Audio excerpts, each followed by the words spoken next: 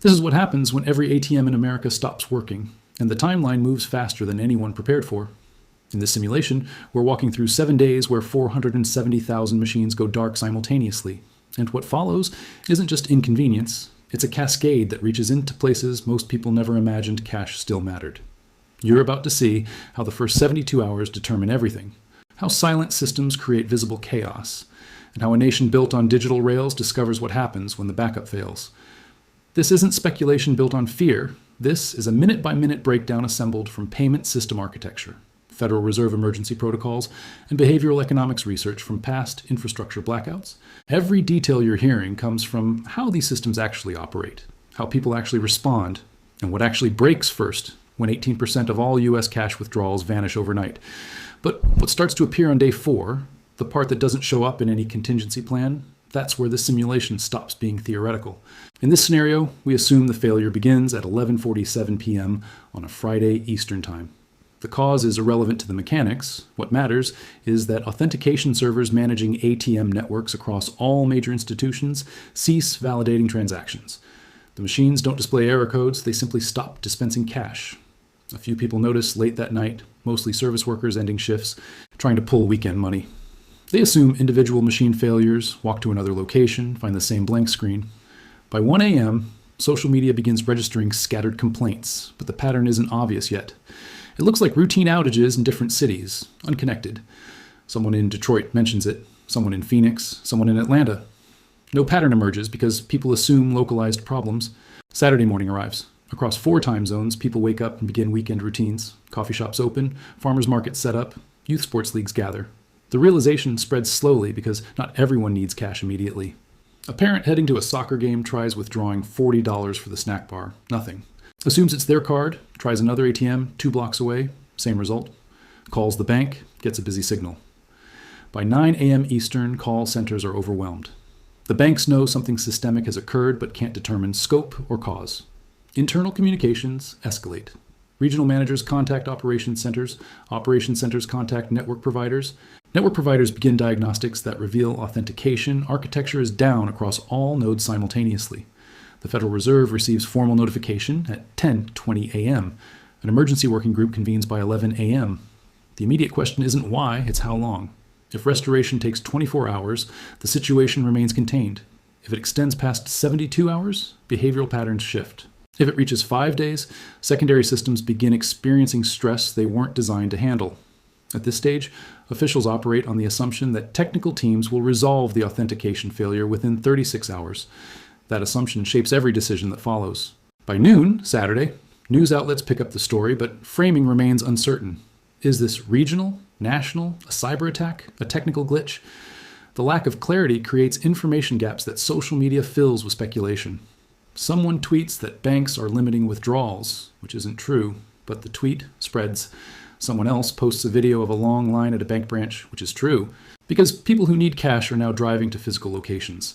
The lines grow not from panic, but from practical necessity, except the distinction doesn't matter once the images circulate. The sight of lines creates anxiety in people who weren't planning to withdraw cash, and some of them join the lines just in case. Branch locations across the country experience something they haven't seen since 2008. Sustained queues of customers requesting manual withdrawals. Tellers process requests as quickly as procedures allow, but manual verification takes time. A withdrawal that takes 35 seconds at an ATM takes 4 minutes at a teller window. Branches that normally handle 40 transactions on a Saturday morning are processing 170. By 2 p.m., some locations implement temporary withdrawal limits, not because vault inventory is depleted, but because if everyone present took their desired amount, the branches serving the surrounding area wouldn't have enough cash reserves to operate through Monday. The limits are precautionary, but precaution looks like restriction, and restriction accelerates concern. Something else begins happening that afternoon. Something the simulation models predicted, but that still feels abstract until it appears. Businesses that operate on thin margins and daily cash flow start making adjustments. A small landscaping company pays its weekend crew in cash every Saturday. The owner can't access the usual withdrawal, can't pay the crew. He drives to his bank branch, waits 50 minutes, gets told there's a $500 limit. He has 6 workers expecting $180 each. He pays 3 of them, promises the others he'll settle Monday, hoping this resolves by then. 2 of those workers have rent due Tuesday, paid in cash to landlords who don't take checks. They're now calculating differently. Restaurants experience a split. High-end places see no immediate change. Credit cards work fine, digital payments process normally. But diners, delis, food trucks, cash-heavy operations where 30% to 40% of revenue comes from bills and coins, they notice the shift Saturday night. Fewer customers carry cash. Tips drop. A waitress who usually makes $140 in cash on a Saturday night makes $73. She was counting on that money for groceries Sunday morning. Now she's recalculating what she can buy. Multiply that scenario across thousands of service workers in hundreds of cities, and you start seeing how the disruption moves from inconvenience into something that touches rent, food, gas, the baseline calculations people make about whether they can get through the week. By Sunday morning, 36 hours in, the technical restoration hasn't happened. Engineers are still diagnosing root cause. Federal officials begin discussing public communication strategy, but the messaging is delicate. Acknowledge the problem to prevent misinformation, but don't amplify panic. At 11 a.m. Sunday, the Treasury Department releases a statement confirming that ATM network authentication systems are experiencing a nationwide technical disruption, that teams are working continuously on restoration, and that all bank deposits remain secure and accessible through other means. The statement is accurate, but it also confirms what people suspected. This isn't regional, and there's no clear timeline for resolution. That confirmation changes behavior. Sunday afternoon sees another wave of branch visits, heavier than Saturday. People who thought this would resolve overnight now understand it might extend into the work week. They want cash reserves. Banks, anticipating this, have requested emergency currency shipments from Federal Reserve distribution centers, but logistics take time. Armored transport schedules aren't designed for surges of this magnitude. The cash exists in the system. Approximately $2.3 trillion in currency circulates in the U.S. economy, but distribution is the constraint. Moving physical money from central vaults to thousands of branch locations across a continent requires vehicles, routes, security, time. By Monday morning, day 3, the American workforce wakes up to a reality where the ATM network is still down, and no restoration estimate has been provided. Most people go to work normally, most businesses operate normally, because the majority of transactions in the U.S. economy are digital. Direct deposit still works, credit cards still work, mobile payment apps still work. For the 70% of economic activity that never touches physical cash, nothing has changed. But for the 30% that does, the friction is intensifying. Construction sites, small contracting crews, immigrant communities where cash remains the primary exchange medium, these populations are feeling the constraint more acutely. Day laborers who get paid in cash at the end of each shift are now being told they'll get checks, but many don't have bank accounts. They rely on check cashing services that charge fees. A roofer who usually gets $120 cash per day is now offered a check, cashes it at a storefront for a $9 fee, netting $111. Over a week, that's $45 less. For someone living paycheck to paycheck, $45 is meals. Grocery stores, pharmacies, gas stations, they're adjusting too. Some smaller retailers, especially in neighborhoods where cash transactions dominate, are struggling with change-making.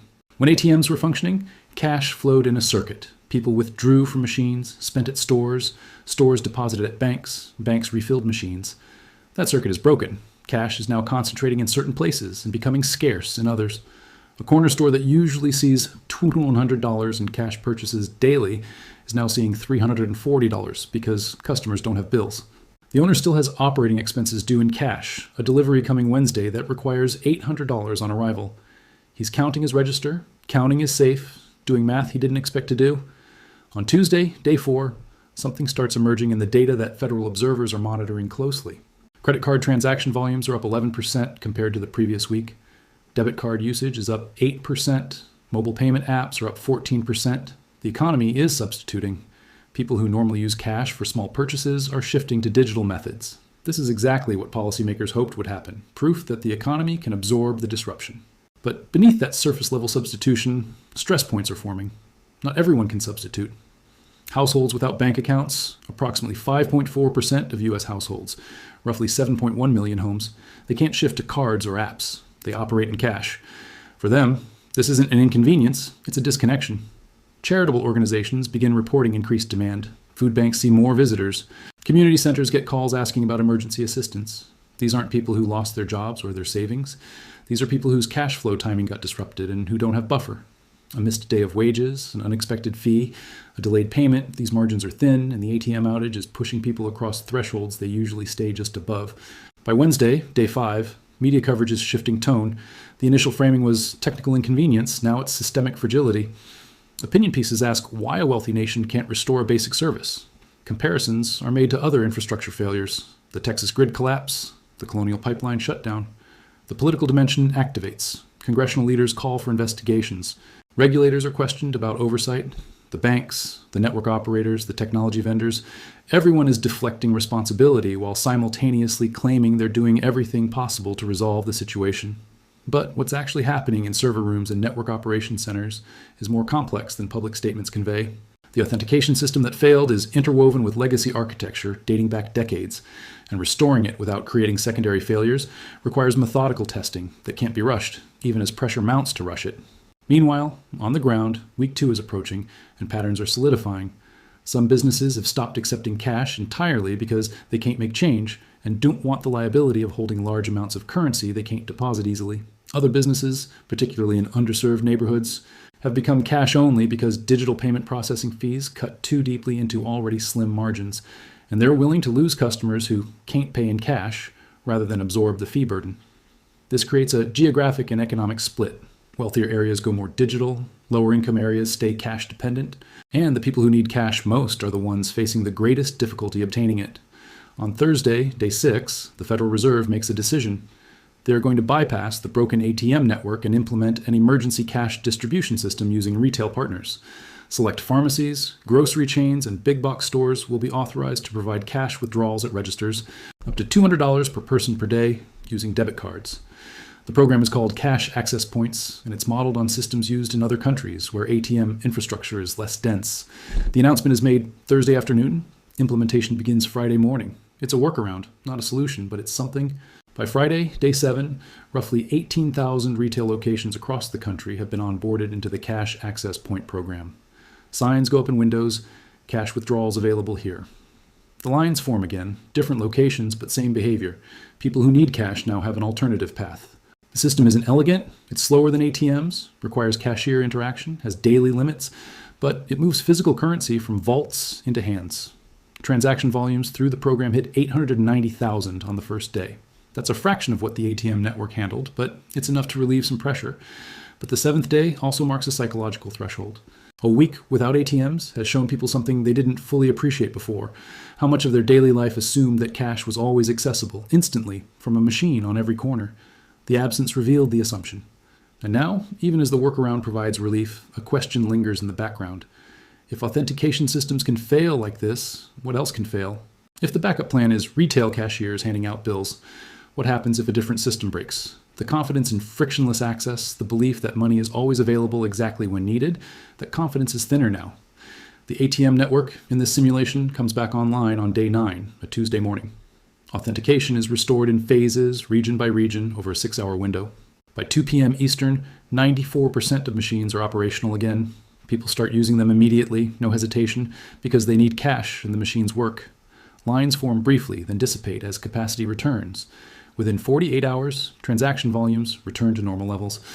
The Cash Access Point program is quietly phased out over the following week. Media coverage moves on to other stories. Congressional hearings are scheduled for later in the quarter. A report will be issued eventually, recommendations will be made, some technical upgrades will be implemented. Life returns to what it was, mostly, except for the people who spent those 9 days navigating a system that didn't have room for their specific circumstances, who couldn't substitute digital for physical, who felt the thinness of the margin they live on.